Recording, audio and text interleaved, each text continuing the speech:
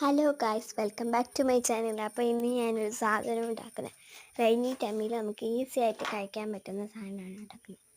ആദ്യം നമ്മൾ ടൊമാറ്റോ ഇതേപോലെ കട്ട് ചെയ്തെടുത്തിട്ട് ഒരു പീസ് നമ്മൾ കട്ട് ചെയ്യുന്നുണ്ട്. Cut into small pieces. എന്നിട്ട് ഗായ്സ്, അപ്പോൾ നമ്മൾ സാധനം എടുത്ത് വെച്ചിട്ട് അതൊക്കെ നല്ല സ്മോൾ പീസസ് ആയിട്ട് കട്ട് ചെയ്തെടുക്കണം അല്ലേ. എന്നിട്ട് അതിൻ്റെ ഇത് ബോക്സ് ആയിട്ട് കട്ട് ചെയ്തെടുത്തിട്ട് അതൊക്കെ എടുത്ത് വെച്ചിട്ടുണ്ടാണ്. അപ്പോൾ ഇങ്ങനെ എടുത്ത് വെച്ചിട്ട്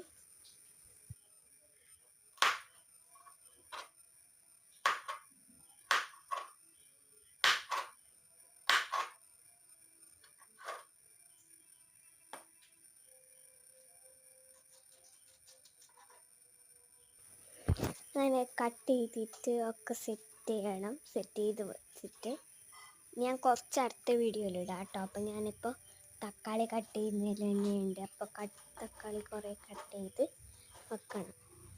ഞാൻ തക്കാളി കട്ട് ചെയ്യുന്നുണ്ട്. അപ്പോൾ ഇതൊരു സിമ്പിൾ റെയിനി സ്നാക്സാണ്.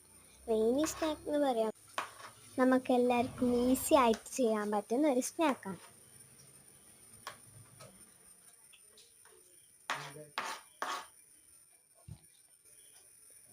അപ്പോൾ അങ്ങനെ ചെയ്തതിന് ശേഷം നമുക്ക് അതൊക്കെ ഒരു പ്ലേറ്റിൽ ഇട്ട് കൊടുക്കാം.